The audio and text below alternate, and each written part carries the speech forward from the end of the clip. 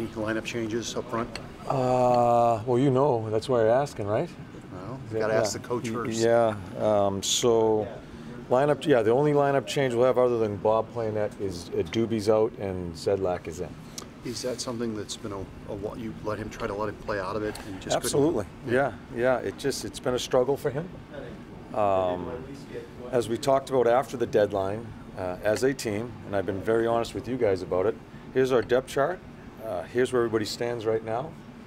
And then we have a healthy competition as we keep on pushing forward here. So I thought Zedlak was playing well in two or three of his last games before I took him out.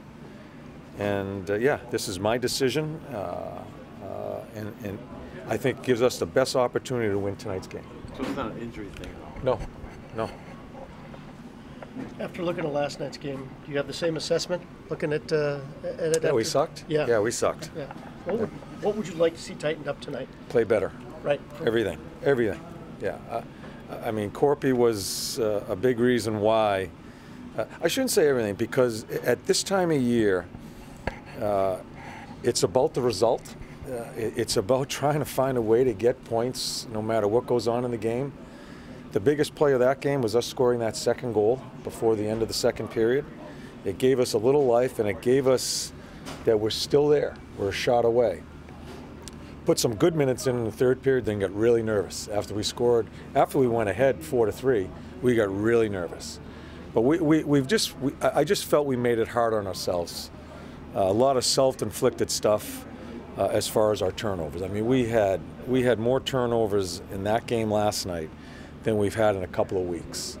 The team was banged up, Boston, but it's still a very good team, and they capitalized and put a lot of pressure on us. Finding a way to win a game like that at this time of year, though. So important. High marks for our guys. Listen, I'm not upset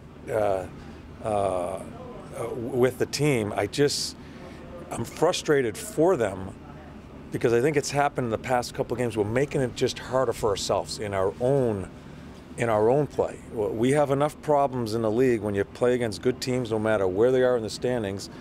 They're pushing.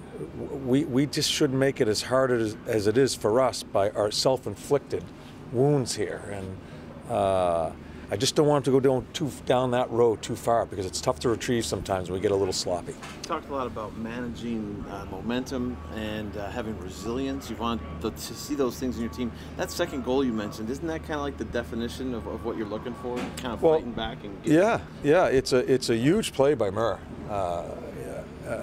And I mean, Sonny makes the original play. I thought Sonny was probably our most composed, confident player on the ice last night. Makes a good play behind the net to Nick. Murr makes a Nick to Murr. Murr fakes the shot. It's a shot pass. It's a huge play for us in a period where we struggled. Thomas, we score a big goal. Brad and Cam, who you couldn't even find last night, through probably 50 minutes of it. And that's why they are who they are. They're game breakers. Brad scores a huge goal.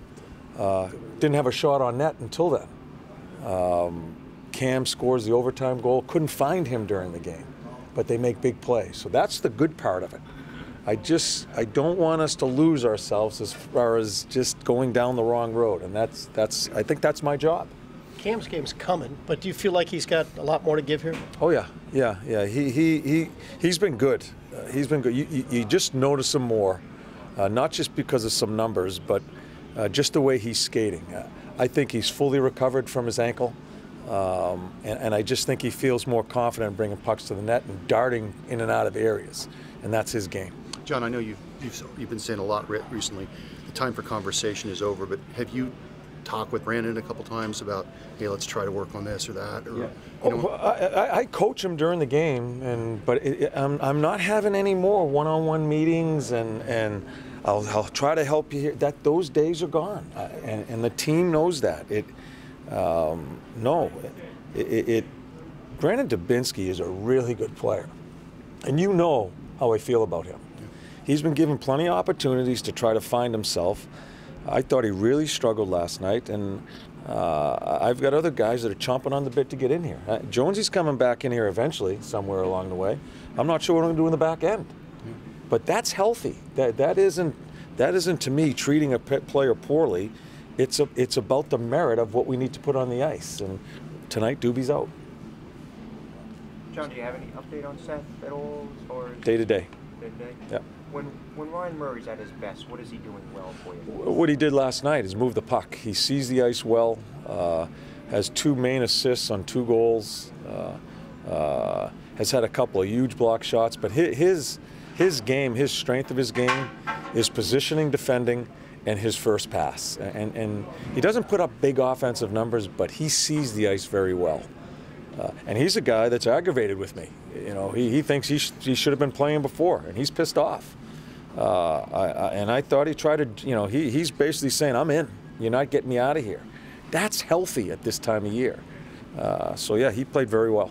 Nick had 2 assists last night. You mentioned him earlier. How important, when you're in a streak like this at this time of year, how important is that captain's role and then the leadership group as well? Yeah. Nick, I think Nick had 8 hits. Ran over Marchand. Did a lot of the little things. I moved him in at center with Brett and Cam. I'm not sure where that line's going to go. I like Dubois and Sonny and Borky when I put them together. Luke and those guys. But Nick is he's the one that has to calm people down on the bench. We got nervous. I mean, after we went up 4-3, we just, oh my God, we're up 4. I think they were shocked that they were up 4-3. And we got really nervous, and that's where Corpy really stood in there. Nick is the one that has to settle things down, and I think he's trying to do that. You always talk about communication on the ice. You want more of it. Was that a perfect example on Panarin's goal where he sees something, he sees the guy, Donato laying off of him, just quick face off into the middle? And I don't think there's any communication there. I think the puck is dropped, and I don't think it's any set play. Oh, yeah, okay. No, I don't. I just think it's just a great play by Panarin. Yeah. Not too many people are going to score a goal off a quick face-off play like that. That's in the net. It's funny. I'm listening to our broadcast, and Jody was talking. He hasn't had a shot on net. Bang! It's in the net. His only shot, and it's in the net. That's not a set play. Okay. That is just pure talent. And I couldn't find Brad the whole night. I mean, he really struggled, but then makes a huge play there.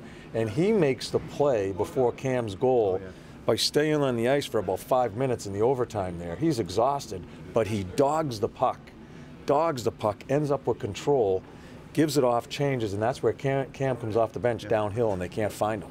So Brett makes 2 great plays in a night that he really wasn't a factor.